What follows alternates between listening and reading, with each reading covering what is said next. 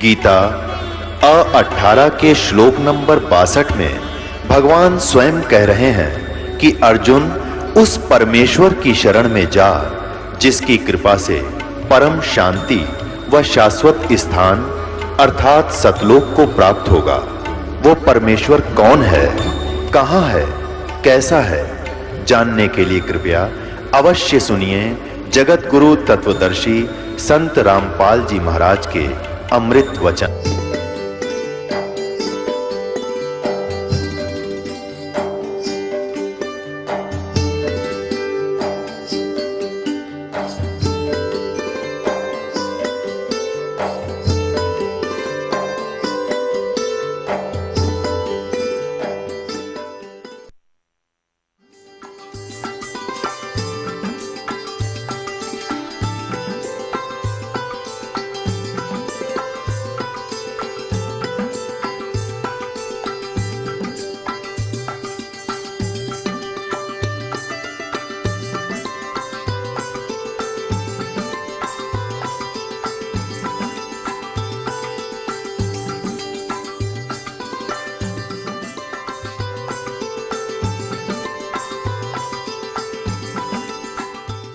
गरीबदास साहिब जी ने परमात्मा से प्राप्त ज्ञान को किस प्रकार बोला है।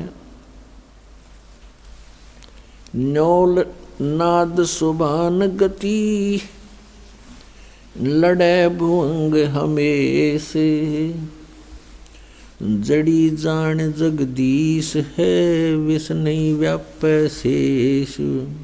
गरीब हंस गवन करते नहीं मान सरोवर छाड़े कौवा उड़ उड़ जात है ये खाते मांसाहार। अंश दशा तो साध है सरोवर है सत्संग मुक्ता हलबाणी चुगे चढ़त नवेला रंग। दरस परस नहीं अंतरा रूमी वस्त्र बीच पारस लोहा एक डग ये पलटे नहीं अबीच। चार मुक्ति बैकुंठ बट सप्तपुरी सैलान आगे धाम कबीर का हंस न पावे जान। गरीब मौन रहे मन नाले हैं मौन रहे मगनालय हैं ये मार्ग बंकी बाट। सोन शिखर गढ़ सोरंग है कर सतगुरु से साट। पल से ती पल ना मिले बों लगे नहीं भों बिच तकिया महबूब का परमेश्वर की सो। काशी काया मन मग हर दोहों के मध्य कबीर काशी तजमग हर गया पाया नहीं शरीर। अब क्या बताते हैं।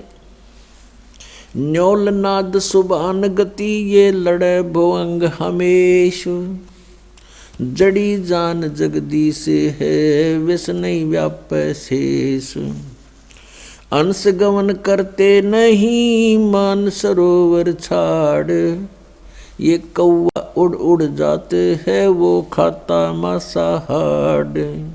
अब क्या बताते हैं कि जिस प्रकार नेवला न्योल एक नेवला होता है छोटा सा जानवर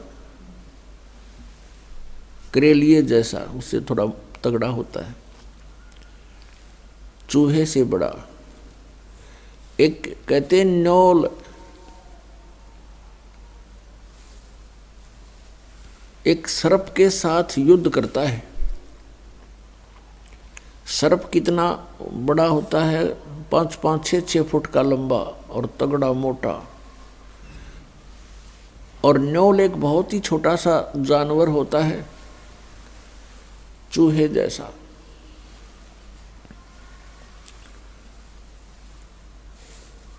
और वो सर्प के साथ लड़ता है। कैसे किस आधार से लड़ता है कि एक वो क्या करता है कहीं जहाँ पर एक जड़ी होती है उस जड़ी की महक के सामने सर्प बेहोश हो जाता है, उसको चक्कर आने शुरू हो जाते हैं। उस जड़ी के आसपास यदि सर्प चला जाता है और इसका फायदा उठाता है नेवला। क्या करता है नेवला? जड़ी के पास जाता है, उसको अपनी श्वासों से सूंघ कर अंदर भर लेता है और सर्प के सामने आकर उसको श्वास छोड़ देता है और सर्प लड़ने को तैयार होता है तो उसके मुंह के सामने श्वास छोड़ देता है, उसको चक्कर आने शुरू होते हैं और सर्प भाग जाता है। तो यहाँ बताते हैं कि यहाँ समझो कि ये काल तो सर्प है, अजगर और जीव नेवला है, और जिस नेवले को यह जड़ी प्राप्त होगी सतनाम के श्वास के सिमरण की, उसके सामने फिर वो सर्प रूपी अजगर अर्थात काल भाग जाता है। जैसे फनपति मंत्र सुन, फनपति सर्प ने ऐसे फन फैला रखा हो और कहते हैं सपेरा एक मंत्र बोल देता है तो वो सर्प ऐसे किए हुए फैलाए हुए फन को सकोड़ लेता है, इकट्ठा करके भाग लेता है, एक तरफ मुंह मोड़ लेता है। परमात्मा ने वो मंत्र सतनाम 2 अक्षर का इतना शक्तिशाली और यूजफुल बताया है। जैसे फनपति मंत्र सुन रखे फन सकोड़े, ऐसे बीरा मेरे नाम से सतनाम से काल लेवे मुंह मोड़े। यहाँ उसी का प्रमाण दे रहे हैं। न्योल नाद सुभान गति लड़े भुजंग हमेश, जड़ी जान जगदीश है वैस नहीं व्याप शेष। न्योल नाद सुभान गति और लड़े भुजंग हमेश। जिस प्रकार एक छोटा सा नेवला एक 8-9 इंच का लंबाई का जानवर और 6-7-8 फुट लंबे तगड़े सर्प को काबू कर लेता है, विजय पा लेता है, उसके पास एक जड़ी होती है। उस जड़ी को, उस औषधि को सूंघ कर आता है, पौधा होता है एक, उसको सूंघ कर आता है और सर्प के मुंह के सामने श्वास छोड़ देता है। सर्प विवश हो जाता है, चक्कर आने शुरू हो जाते हैं, वो चल पड़ता है, पराजित हो जाता है। फिर नेवला उसको मार डालता है। यहाँ वही बताते हैं कि जो सही सतनाम पूर्ण संत से प्राप्त करके जाप करता है तो वो सतनाम परमात्मा के द्वारा दी हुई जड़ी है, वो इस काल रूपी सर्प को ऐसे विवश कर देगी, आप पर कोई असर नहीं कर सकता, पराजित हो जाएगा। हंस गवन करते नहीं मान सरोवर छाड़े, कौवा उड़ उड़ जाते है ये खाते मांसाहारे। एक हंस पक्षी होता है, एक कौवा होता है, एक बुगला होता है, बुगला। हंस और बुगले में कोई अंतर नहीं होता, एक जैसी उनकी बॉडी होती है। हंस की और बुगले की कैसे पहचान की जा सकती है कि किसी सरोवर पर ये दोनों पक्षी हों, उनकी ये पहचान होगी कि बुगला तो खाएगा मच्छी, कीड़े मकोड़े गोगे, और हंस नहीं खाता। हंस केवल मोती खाता है। हंस के अंदर एक और पहचान, एक और विशेष गुण होता है कि जैसे आप 1 गिलास दूध में 1 गिलास जल मिलाकर हंस के सामने रख दो, वो अपनी चोंच से पीना प्रारंभ करेगा, दूध को ग्रहण कर लेगा, जल 1 गिलास ज्यों का त्यों रह जाएगा। उसके अंदर परमात्मा ने ऐसा गुण दिया है। कहने का भाव ये है कि जैसे अच्छी आत्माएं होती हैं जो परमात्मा की भक्ति करते हैं, वो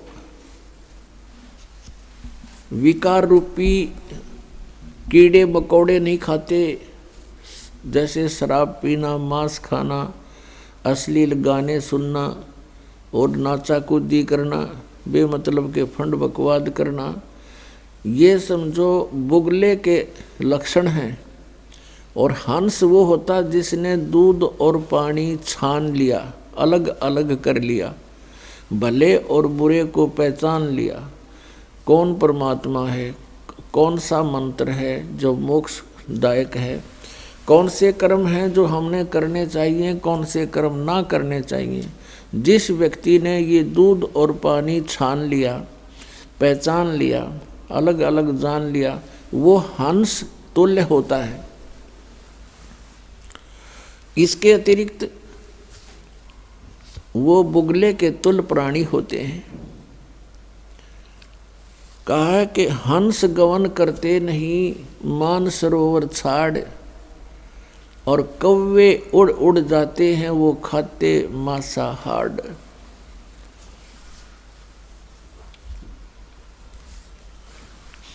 और यही दशा बुगलों के बारे में बताई है कि जो अच्छी आत्माएं होती हैं वो सत्संग रूपी सरोवर को छोड़कर नहीं जाते, जहाँ राम नाम के मोती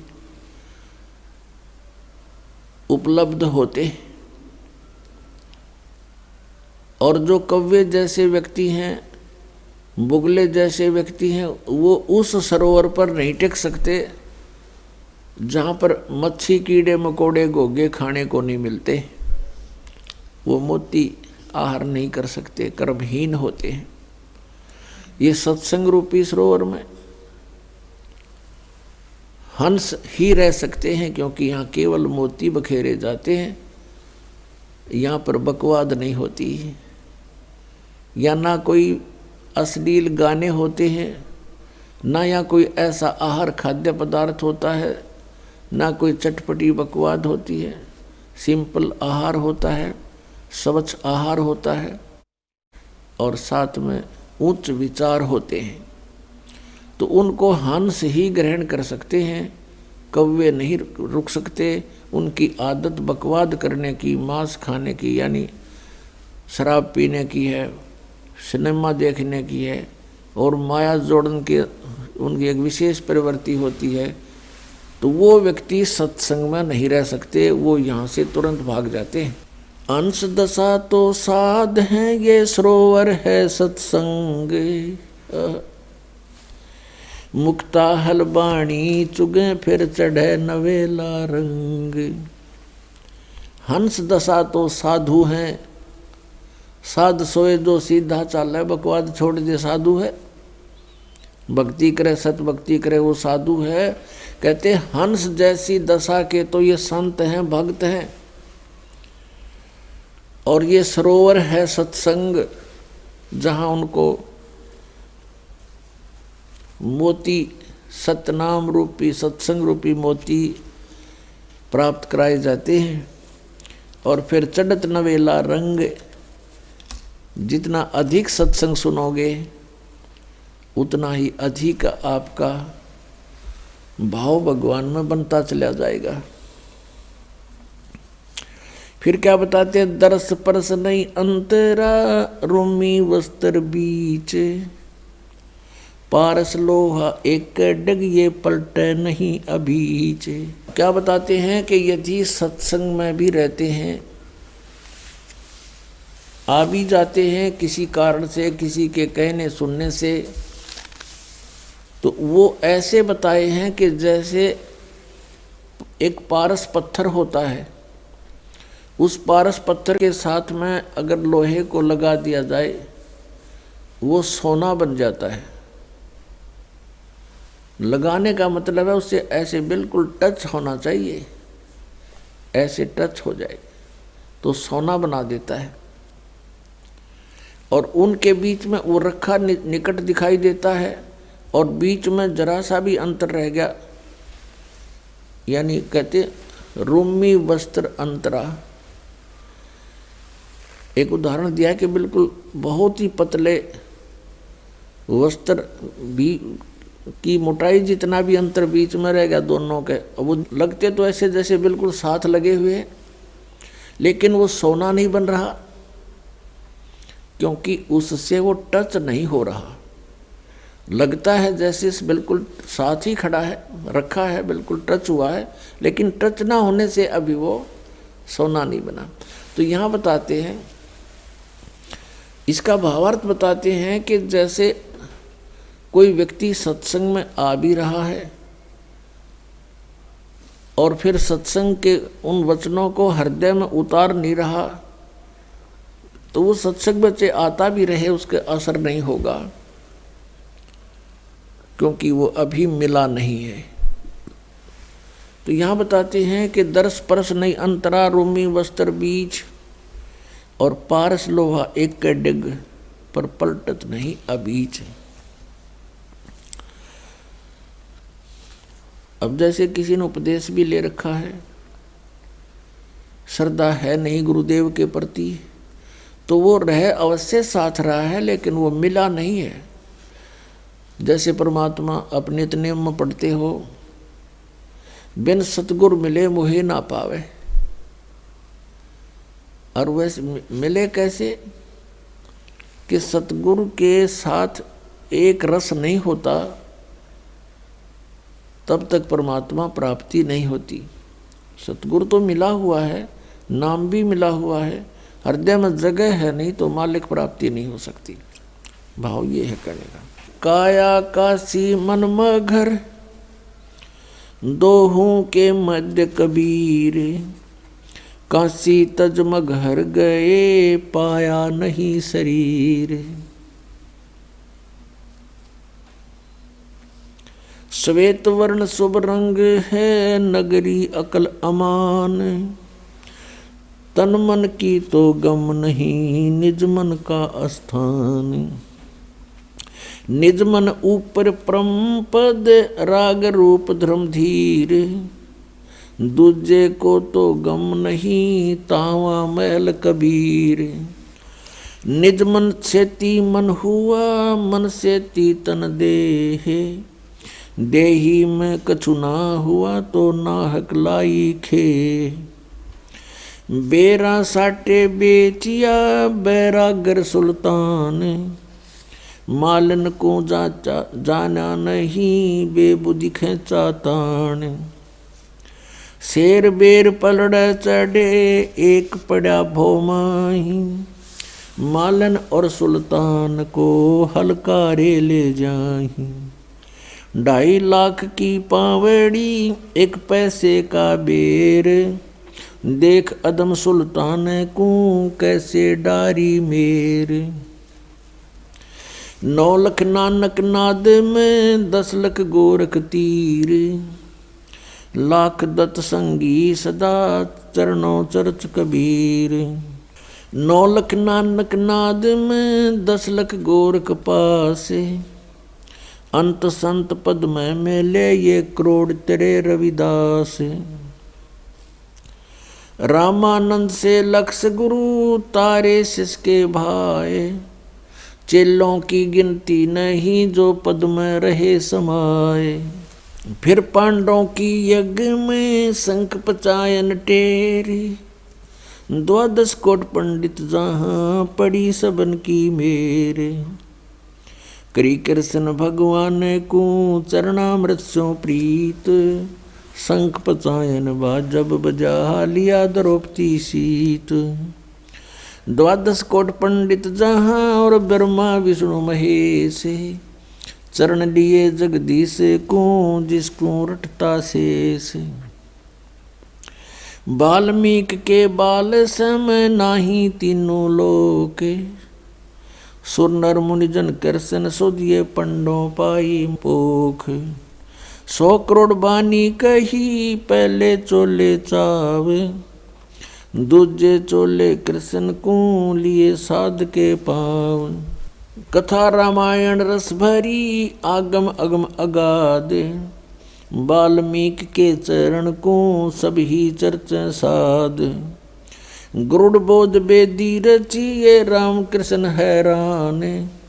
लंका पर धावा किया जद का कहूँ बयान। उत्पत्ति पर लो जाते हैं ये अंत कोट ब्रह्मंड। जोग जीत समझाइया जब उदरे काग भूषण। वशिष्ठ विश्वामित्र से ये आवे जावे अनेक। कागभूषण की पलक में जो चावे सो देख। ऐसे कागभूषण हैं ये जोग जीत के दास। चर्चा ज्ञान सुनाए कर दीन्या पद में बास। दुर्वासा और मुनिंद्र का हुआ ज्ञान संवाद। दत्त तत्व में मिल रहे जागर विद्यानवाद। बौर समस्तर बेज को समझाए मंसूर। सिमली पर साका हुआ पहुँचे तख्त हजूर। सिखबंदी सतगुरु सही चकवे ज्ञान अमाने।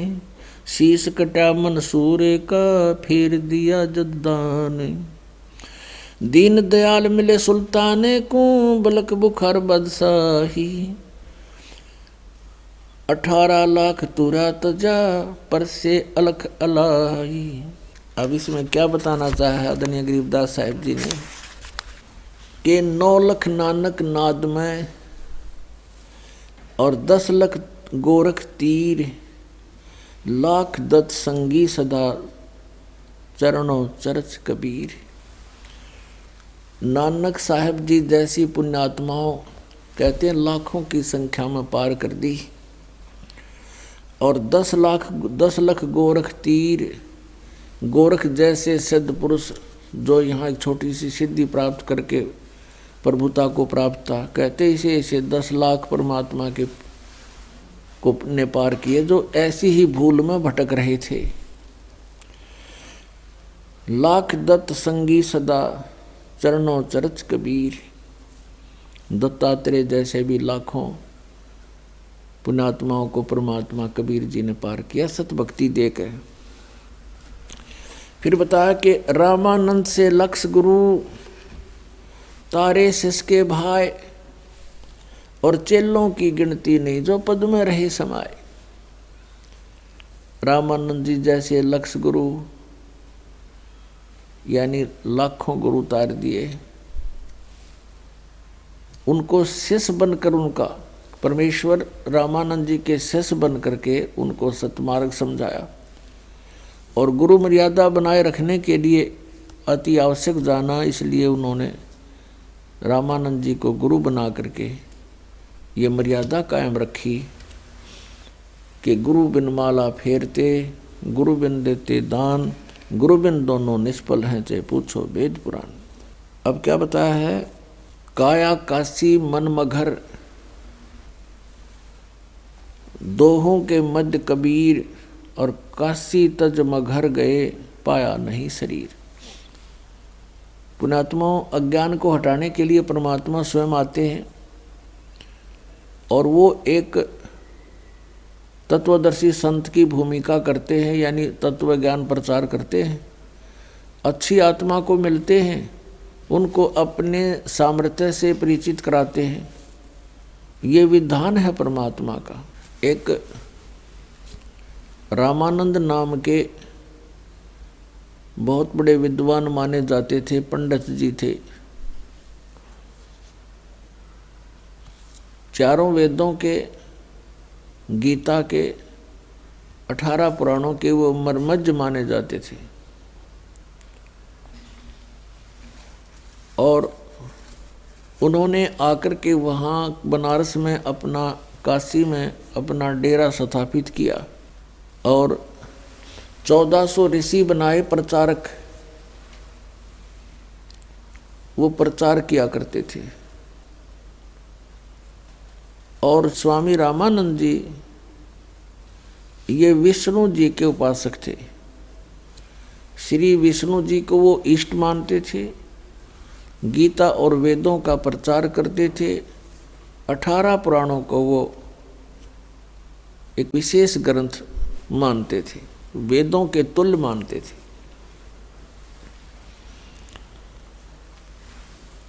परमात्मा कबीर देव जी लीला करते हैं।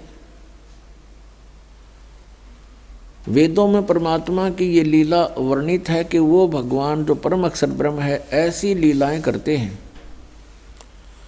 कैसी लीला करते हैं? वो 3 प्रकार से पूरे असंग ब्रह्मांडों का धारण पोषण करते हैं। कंट्रोल भी करते हैं, सबको यथा जिसका संस्कार है वैसा उसको प्राप्त भी वही कराते हैं। और तत्व ज्ञान भी प्रचार वही करने के लिए यहाँ प्रवेश होते हैं।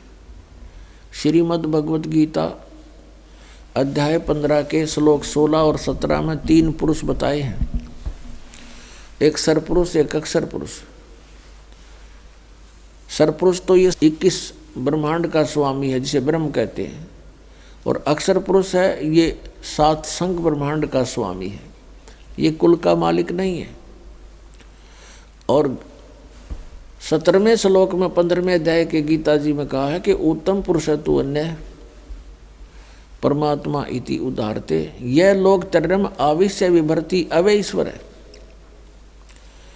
वो श्रेष्ठ प्रभु उत्तम पुरुष तो कोई अन्य है जो 16वें श्लोक में 2 पुरुष बताए हैं, एक सरपुरुष एक अक्षर पुरुष। इनसे भी अन्य है, क्योंकि सरपुरुष और अक्षर पुरुष ये दोनों नाशवान है। इनके अंतर्गत जितने प्राणी वो भी नाशवान है। एक जीव आत्मा नहीं मरती, वो तो किसी की भी नहीं मरती, गधे कुत्ते सूअर की भी नहीं मरती। 17वें श्लोक में तुरंत कहा है कि वो उत्तम पुरुष तो इन दोनों से, सरपुरुष और अक्षर पुरुष से कोई अन्य है, और वही तीनों लोकों में प्रवेश करके सबका धारण पोषण करता है। और वो परमात्मा कहा जाता है, वो है अविनाशी परमात्मा है, वास्तव में अविनाशी परमात्मा। वेदों में परमेश्वर पूर्ण परमात्मा की जानकारी है। वेदों का ज्ञान ब्रह्म दे रहा है, ब्रह्म सरपुरुष, और गीता का ज्ञान भी सरपुरुष यानी ब्रह्म दे रहा है श्री कृष्ण में प्रवेश करके।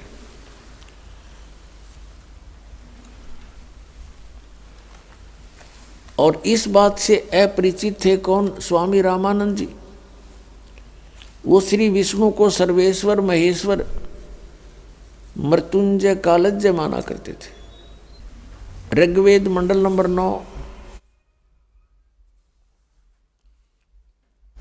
और सूक्त नंबर 1 के मंत्र नंबर 8 में और 9 में स्पष्ट किया है कि वो परमात्मा एक सुंदर शरीर धारण करता है और 3 प्रकार के शरीर धारण करता है, और सबका धारण पोषण करता है उसी आधार से। एक शरीर के एक रूप में वो रहते हैं सतलोक के अंदर, ऊपर के सभी ब्रह्मांडों में अलग अलग रूप धारण करके वो स्थिर रहते हैं वहाँ पर। उसमें एक रोम कूप के अंदर करोड़ सूर्य मिला दे, करोड़ चंद्रमा, ऐसा प्रकाश है उस परमात्मा के शरीर का, एक रोम कूप का। यदि वो परमात्मा उसी रूप में यहाँ आ जाए तो हम कुछ नहीं देख सकते उनको। वो परमात्मा अपना अन्य एक हल्का तेज पुंज का रूप बना करके यहाँ प्रवेश होते हैं। यहाँ प्रवेश होने के उनके 2 कारण हैं। एक तो प्रत्येक युग में वो एक लीला करते हैं, शिशु रूप धारण करके आते हैं, और फिर प्रत्येक युग में वो लीला करते हैं एक शिशु रूप धारण करके कमल के फूल पर तालाब में आकर प्रकट होते हैं, जिस कारण से वो नारायण कहलाते हैं। नारायण का अर्थ होता है जल पर विराजमान होने वाला। नार माने जल, आयन माने उस पर विराजमान होने वाला, रेस्ट करने वाला। अब हम श्री विष्णु जी को नारायण मानते थे कि वो शेषनाग की सैया पर उस पर रहते हैं। वो नारायण नहीं है, वो तो जन्म लेते हैं दुर्गा से, काल इनका पिता है। और वो परमात्मा अजन्मा है, और ऐसे वो जल के ऊपर आकर के कमल के फूल पर विराजमान होते हैं, जिस कारण से नारायण उस कबीर देव को ही कहा जाता है। ऐसी लीला वो प्रत्येक युग में करते हैं। अब जैसे कलयुग में परमात्मा आए थे सन 1398 संवत 1455 ज्येष्ठ सुदी पूर्णमासी को सतलोक से चलकर आए और कमल के फूल के ऊपर आकर एक शिशु रूप धारण करके विराजमान हुए। उनके प्रत्यक्ष दृष्टा श्री अष्टानंद नाम के एक महर्षि थे, जो स्वामी रामानंद जी के शिष्य थे। और वो लहर तारा तालाब पर जहाँ आकर के परमात्मा प्रकट हुए कमल के फूल पर, वो लहर तारा तालाब उस समय काशी शहर से लगभग 4 किलोमीटर दूर था। और वहाँ आसपास वन था, चारों तरफ उसके जंगल था। और वहाँ वो सरोवर बना हुआ था गंगा के साथ में। गंगा का पानी लहरों के द्वारा उछलकर ओवरफ्लो होकर वर्षा के दिनों में उस झील में प्रवेश कर जाता था और एक बहुत बड़े सरोवर का रूप धारण कर लेता था, जिस कारण से उसको लहर तारा तालाब कहा जाता था। उस लहर तारा तालाब पर अष्टानंद नाम के एक ऋषि जो रामानंद जी के शिष्य थे, वो प्रतिदिन वहाँ स्नान करने के लिए जाया करते थे और सुबह सुबह कुछ समय तक वहाँ बैठकर अपने गुरु जी से प्राप्त साधना भक्ति किया करते थे, एकांत स्थान पाकर। और एक नीरू और नीमा नाम के जुलाहे थे। ये नीरू नीमा कौन थे? उसी जन्म में ये पहले ब्राह्मण थे। गौरी शंकर नाम था नीरू का और सरस्वती नाम था नीमा का। ये शिव जी के भक्त थे। बहुत अच्छी श्रद्धा थी भगवान शिव में, उसको इष्ट रूप में पूजा करते थे, शिव पुराण की कथा किया करते थे। और कथा करने से जो भी उनको कोई चढ़ावा पैसा आता था पूजा का, उससे अपना निर्वाह करते थे और शेष बचे हुए पैसे को वो दान कर दिया करते थे, संग्रह नहीं करते थे। निसंतान थे, कोई संतान नहीं थी। विवाह को भी कई वर्ष हो चुके थे। अब मुसलमानों ने क्या देखा कि ये गौरी शंकर जो है हिंदू धर्म का बहुत प्रचार कर रहा है, बहुत लोग इसके अंदर आस्था रखते हैं, क्योंकि गौरी शंकर किसी को स्वार्थवश मिसगाइड नहीं करता था, केवल भगवान शिव की कथा सुनाता था, किसी से कोई पैसा नहीं मांगता था, कोई जंतर मंत्र नहीं करता था। लोगों की ज़्यादा श्रद्धा उसके अंदर थी, जिस कारण से अन्य जो स्वार्थी ब्राह्मण थे वो उस गौरी शंकर ब्राह्मण से ईर्ष्या रखा करते थे। इस बात से परिचित थे मुसलमान धर्म के काजी और पीर मुल्ला। उन्होंने इस बात का लाभ उठाया कि गौरी शंकर के साथ अन्य ब्राह्मण नहीं हैं, इसलिए उनको ज़बरदस्ती मुसलमान बना दिया दोनों को। और मुसलमान कैसे बनाया जाता था? मुसलमानों ने अपना पानी लिया, जूठा किया सबके सामने बाहर खड़ा होकर, और गौरी शंकर के उनके घर में छिड़क दिया, सारे उनके मुंह में डाल दिया ज़बरदस्ती। और देखने वाले देख रहे, मुसलमान बन गए, मुसलमान बन गए। अब जो ब्राह्मण वर्ग थे, जो गुरु पद पर थे, वो ईर्ष्या करते थे गौरी शंकर तय, और उन गुरुओं के अधीन अन्य हिंदू समाज था।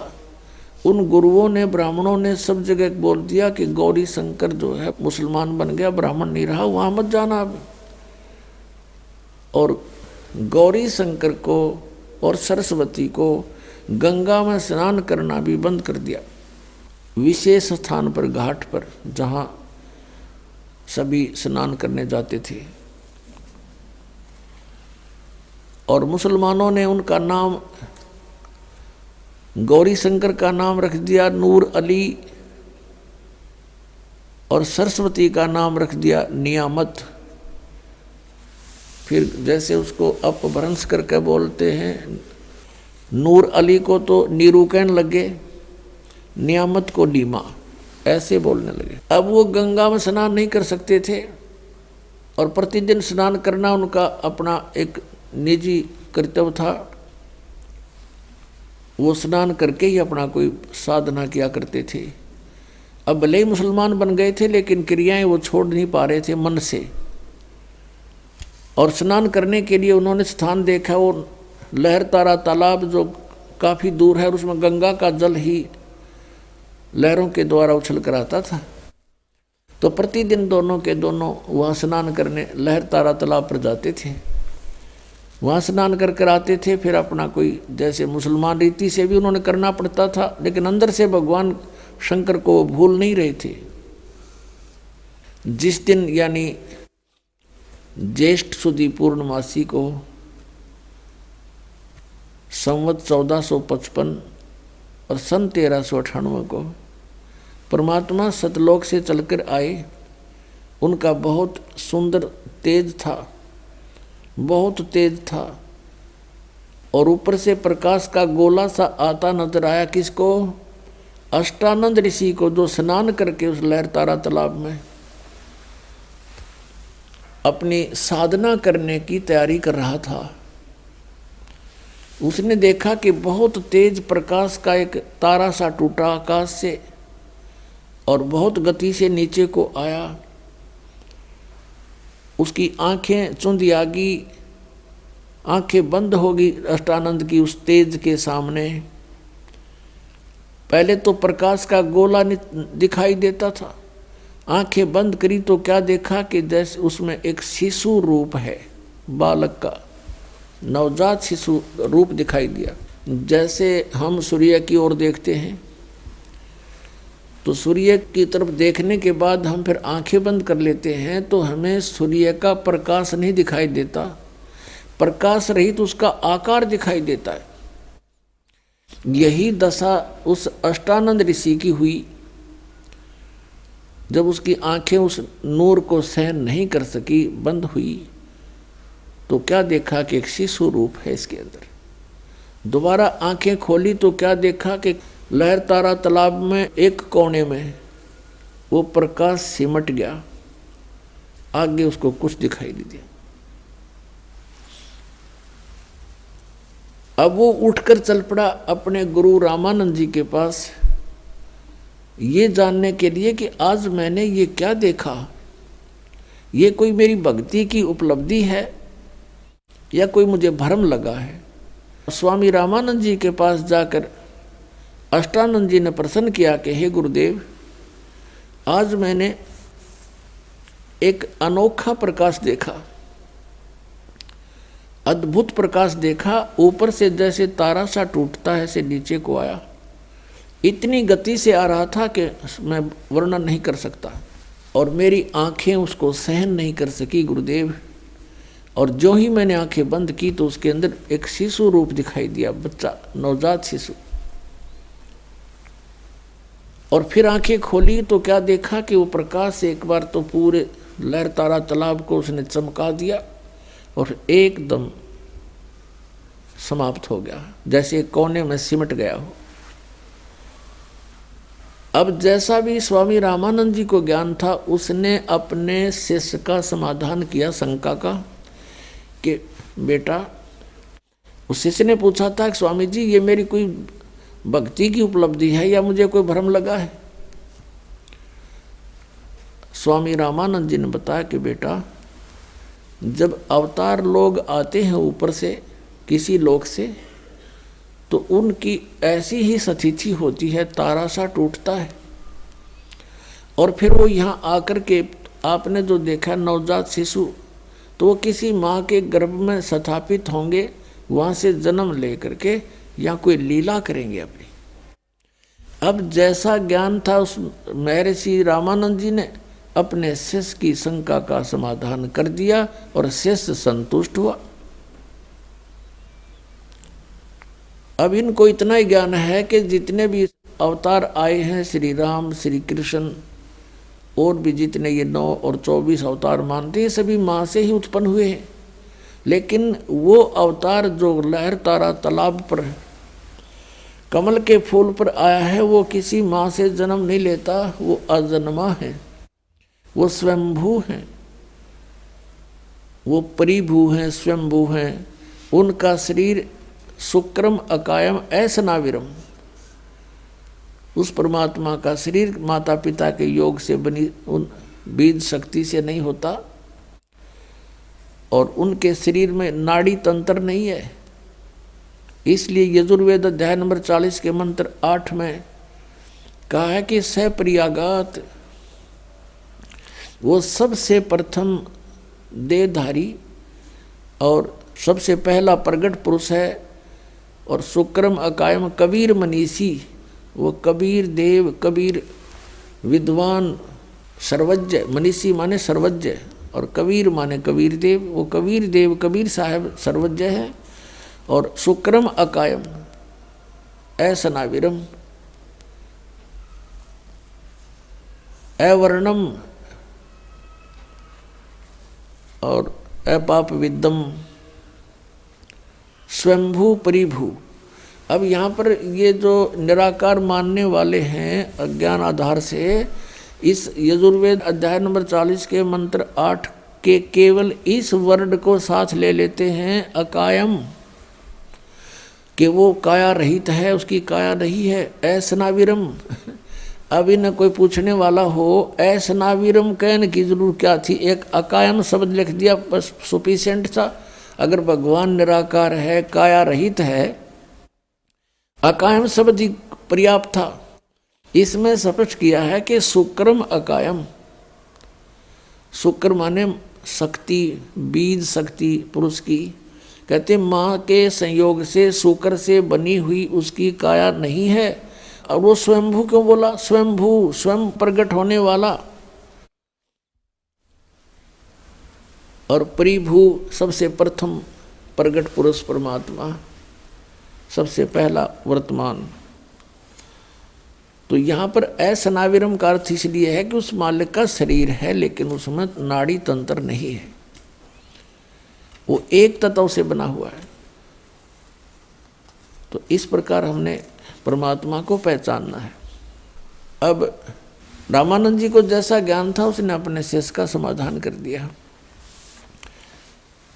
और ये मानते हैं कि कोई भी अवतार माँ के बिना जन्म नहीं ले सकता, लेकिन ये अवतार वो परमात्मा सत्य पुरुष अजन्मा है, वो किसी माँ से जन्म नहीं लेते, लीला वैसी ही करते हैं। एक बालक रूप धारण करके कमल के फूल पर प्रकट हुए, और उस समय जब वो परमात्मा शिशु रूप धारण करके एक लीला करने आते हैं तो उनकी परवरिश की लीला कंवारी गायों से होती है। ये वेदों में लिखा है। वेद तो दास ने पढ़े हैं, अभी सन 2001 के बाद ही इनको जाना है। और परमात्मा की हुई लीला लिपिबद्ध कबीर सागर में लगभग 600 वर्ष पहले से है। अब इससे हम भगवान पहचान लेंगे कि वेद जो गुण बताते हैं परमात्मा के, वो किस भगवान में खरे उतर रहे हैं। ही इज गॉड, वह परमात्मा है। इतनी सी बात है। इन सदग्रंथों में हम पहले भी मानते थे कि वेद सत्य हैं, सच्चे ज्ञान युक्त हैं, लेकिन इन वेदों के आधार से हमें ये बताया गया कि परमात्मा निराकार है। लेकिन वेदों में लिखा है वो साकार है, सशरीर है, उसका नाम कबीर है, कबीर देव। तो जिनको हम विद्वान माना करते थे वो विद्वान नहीं, अज्ञानी अनाड़ी थे। संस्कृत भाषा जानते थे। संस्कृत भाषा पढ़ने वाला भी समझ सकता है कि परमात्मा सशरीर है, उसमें लिखा स्पष्ट है। अग्नि तनुरसी, यजुर्वेद के 5वें अध्याय के प्रथम मंत्र में 2 बार लिखा है। अग्नि तनुरसी विष्णुवेतवा सोमस्य तनुरसी, परमेश्वर सशरीर है और सबके धारण पोषण करने के लिए उस अमर पुरुष का और भी शरीर है। तो इस प्रकार हम अब सदग्रंथों को जानकर परमात्मा को पहचान सकते हैं। उधर से नीरू नीमा आए स्नान करने के लिए वो समय था ब्रह्म मुहूर्त का। ब्रह्म मुहूर्त कहते हैं सूर्य उदय होने से पहले 1.5 घंटा का जो समय है उसको ब्रह्म मुहूर्त बोलते हैं ये। तो उस समय वो स्नान करने के लिए चले अपने घर से। स्नान करने लगी, पहले नीमा ने स्नान किया। नीमा स्नान करके बाहर आई, फिर नीरू स्नान करने के लिए गया। और सुबह का जो अंधेरा होता है वो एकदम चांदने में परिवर्तित हो जाता है, बहुत शीघ्र रोशनी हो जाती है, ऐसी दूर से देखने जोगा उसमें व्यवस्था हो जाती है। अब नीरू नहा रहा था ऐसे करके, जल में प्रवेश करके। और नीमा जब स्नान करने के बाद जो वस्त्र बांध कर स्नान करके गई थी, उस वस्त्र को धोने के लिए दोबारा किनारे पर आई, वस्त्र चेंज करके। तो उसने क्या देखा, उसमें रोशनी सी हो गई थी और एक कमल के फूल के ऊपर कोई वस्तु ऐसी हिलती नजर आई। परमात्मा नवजात शिशु रूप में प्रकट हो गए और एक पैर को हिला रहे थे, ऐसे एक पैर को हिला रहे थे बालक रूप में। अब नीमा की नजर गई कि क्या हिल रहा है। पहले तो उसने देखा कोई सर्प है, फिर ध्यान से देखा कि तो कोई बालक है। और वो नीरू और नीमा जब अपनी कुटिया से चले थे, रास्ते में नीमा भगवान शंकर से अर्ज कर रही थी, रो रही थी कि हे भगवान, हमें भी एक खिलौना दे दो, मेरा भी संसार में साझा हो जाएगा, दुनिया वालों का मुंह बंद हो जाएगा, मुझे बांझ बोलते हैं। हे भगवान, आपके घर में कोई कमी नहीं, आप सब कुछ कर सकते हो। ऐसा कहकर फूट फूट कर रोने लगी। नीरू ने कहा, नीमा तू तो बिल्कुल पागल होगी, भगवान को क्या पता नहीं हमारे दुख का, वो सब जानते हैं। यदि वो हमारे भाग्य में होता तो दे ही देते, हमारी किस्मत में नहीं है। और हमने कितने ज्योतिषियों से भी अपनी जन्म पत्री भी दिखा ली, हमारे भाग्य में पुत्र नहीं है। फिर क्यों अपना संतुष्ट कर, पुत्र हमारे भाग्य में है नहीं, और तू रो रो के अपनी आंखें और खराब कर लेगी, अंधी हो जाएगी, बुढ़ापे में उंगली पकड़ने वाला कोई है नहीं, तुझे दूना दुख हो जाएगा, तो रोया मत कर।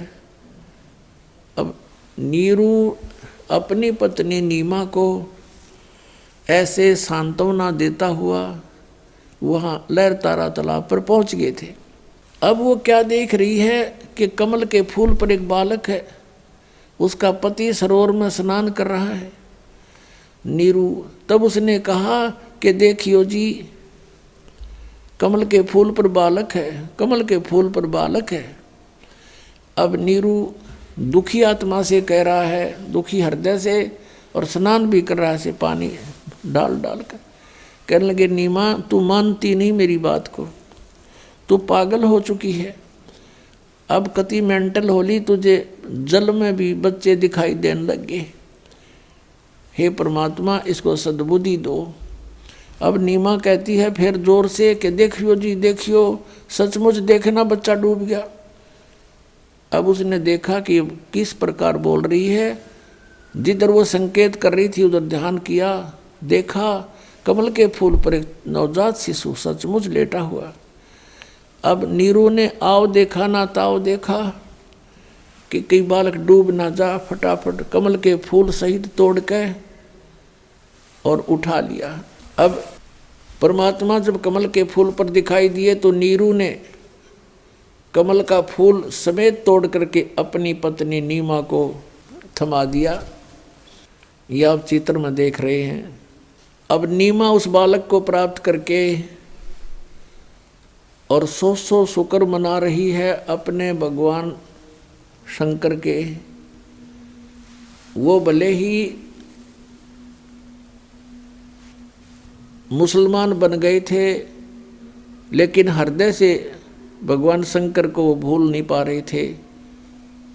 अंदर से कसक उनकी अपने भगवान शंकर में बनी रहती थी। अब नीमा उस परमात्मा को पाकर, पुण्यात्मा जिस परमात्मा का नाम लेने से आत्मा गदगद हो जाती है, और जिसको खोजते ऋषि मुनियों ने अपने शरीर समाप्त कर दिए, उनको प्राप्त नहीं हुआ, वो कितना सुखदाई है, कितना इम्पोर्टेंट है वो परमात्मा। जैसे शेख फरीद जैसे महापुरुष ने 12 वर्ष तक कुएं में उल्टा लटक के साधना करके उसको पाना चाहा, और एक मंसूर नाम के महापुरुष थे, परमात्मा पाने के लिए उसके टुकड़े टुकड़े कर दिए समाज ने। उस परमात्मा की चाह को, परमात्मा की भक्ति को नहीं त्यागा। तो कहते हैं जाके ऊपर एती बीती कैसा है वो भगवान, जिसके लिए ऐसे ऐसे कष्ट सहन किए महापुरुषों ने, वो कैसा है वो भगवान। और वो परमात्मा सहज स्वभाव में और नीमा के सीने से बालक रूप में लगा हुआ है।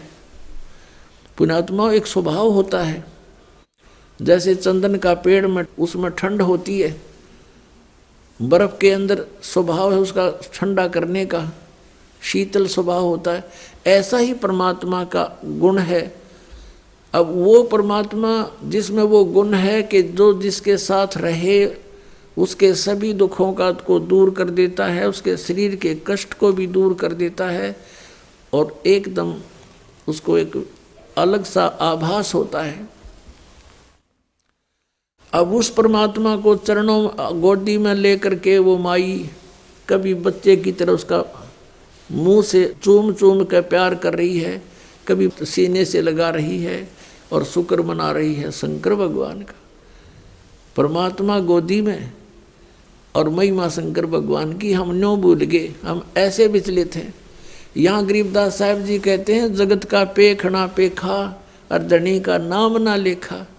शुक्र मना रही है शंकर भगवान का, और परमात्मा खुद कैसे आ रहे हैं, वो कौन है परमात्मा उसका पता भी नहीं। अब कैसे उपमा की है गरीबदास साहिब जी ने अपने भगवान की। 84 बंधन कटे कीनी कल्प कबीर, भवन चतुर्दश लोक सब टूटे जम जंजीर।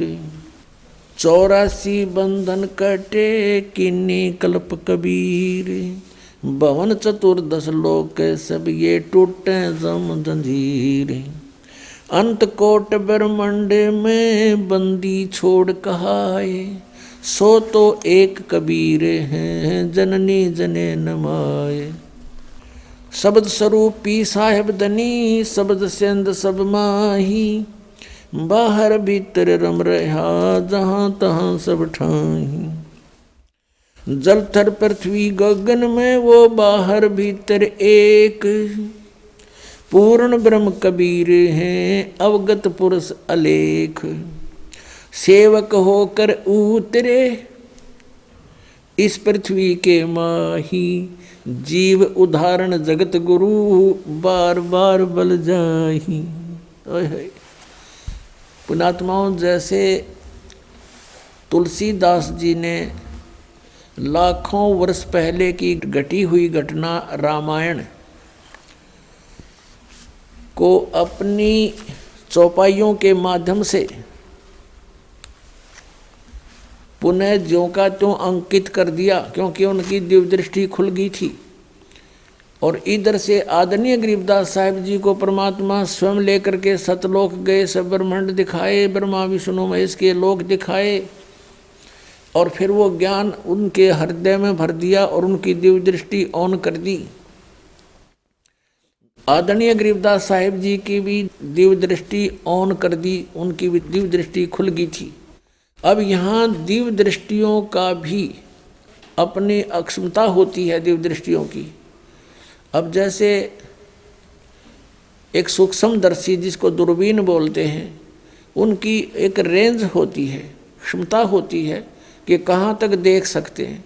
ऐसे ही श्री तुलसीदास जी के दिव्य दृष्टि की रेंज थी, उन्होंने श्री कृष्ण यानी श्री विष्णु और श्री राम तक ही उनकी दिव्य दृष्टि काम करे थी, और उस सत्र का उन्होंने ज्यों का त्यों चित्रण कर दिया अपनी वाणी में।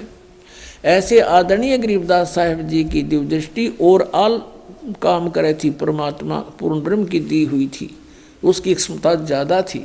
तो उन्होंने असंख्यों वर्ष पहले जो सृष्टि रचना की वो भी ज्ञान दिया, जो परमात्मा कबीर जी ने रची थी, और सतयुग त्रेता द्वापर में जो लीलाएं परमेश्वर ने आकर की थी वो भी ज्ञान दिया। अब गरीबदास जी क्या कहते हैं, पुण्यात्माओं भगवान पहचानना पड़ेगा हमने, और जब तक हम परमात्मा को नहीं पहचानेंगे और भगवान को हम नहीं जान सकेंगे तो हमें कोई भी भ्रमित कर देगा और हम मार्ग से विचलित होकर अपना फिर जीवन नाश कर जाएंगे। परमात्मा ने आपको विद्या इसलिए दी है कि आप परमेश्वर को पहचान सकोगे, सदग्रंथों को जान सकोगे कि हमारे सदग्रंथ क्या बताते हैं, और जिन महापुरुषों ने परमात्मा को देखा वो क्या बताते हैं, और जिन्होंने भगवान मिला नहीं वो क्या ऊट पटांग बकते हैं। तो फिर हम उनसे हटकर अपने तत्व मार्ग को ग्रहण करेंगे, तत्व ज्ञान को ग्रहण करेंगे। जीवन कल्याण होना तो बहुत आसान है। हमें ये विश्वास होना कि हु इज गॉड, परमात्मा कौन है और उसकी वे ऑफ वर्शिप क्या है, यथार्थ वो कहाँ प्रमाण है। जब हमें ये विश्वास हो जाएगा फिर तो नाम में जपना है, भक्ति करनी है, और मर्यादा तो रहना ही है, क्योंकि बीड़ी शराब मांस तम्बाकू ये यहाँ के संसार के चोचले ये हमें आवश्यकता ही नहीं है, तो बकवाद है सारी।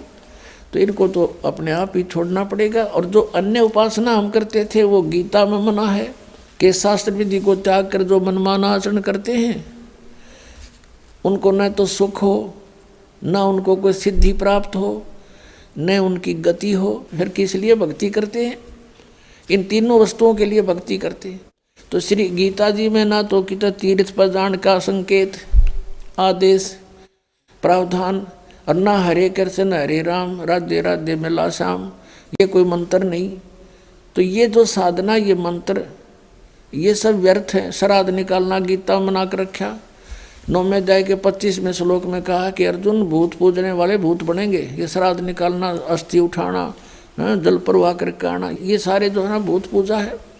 श्राद्ध निकालना, फिर तेरहवीं करना, ये सारी भूत पूजाएं हैं। मरने के बाद जो पूजा की जाती है भूत पूजाएं कहलाती हैं। तो इसमें लिखा है कि जो भूत पूजेंगे भूत बनेंगे, देव पूजेंगे देवताओं के पास जाएंगे, उनके नौकर लग के वहाँ धक्के खाओगे, उनके लोक में चले जाएंगे, और मेरी भक्ति करने वाला मुझे प्राप्त होगा।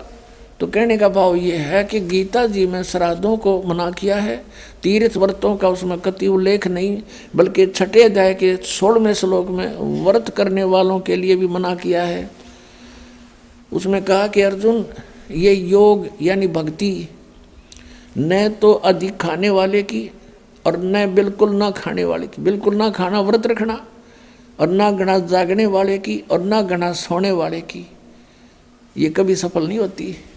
तो व्रत मना कर रखा। और ये एकादशी के व्रत की निरी महिमा गावें ये नकली संत, और फिर तीर्थों पर भ्रमण करवावें, वहाँ जाने से मोक्ष हो जाता। अगर तीर्थों पर जाने से मोक्ष होता तो गीता जी में अवश्य अंकित होता, और हरे कृष्ण हरे राम ओम नमः शिवाय एवं नमः, अगर ये मंत्र सही होते तो गीता जी में वर्णन होता। जो गीता जी में वे ऑफ वर्शिप नहीं है, वो शास्त्र विधि त्याग कर मनमाना आचरण है, वो हमने नहीं करना चाहिए, वो व्यर्थ है।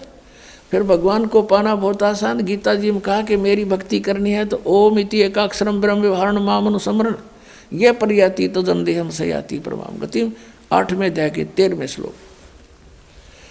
मुझ ब्रह्म का केवल एक ओम मंत्र है, नथिंग एल्स। अंतिम सांस तक भक्ति करता हुआ जो शरीर छोड़कर जाता है सो याति परमाम गतिम, वो मेरे यानी ब्रह्म से मिलने वाली जो परम गति है उसको प्राप्त होता है। कहाँ ब्रह्म लोक में चला जाता है।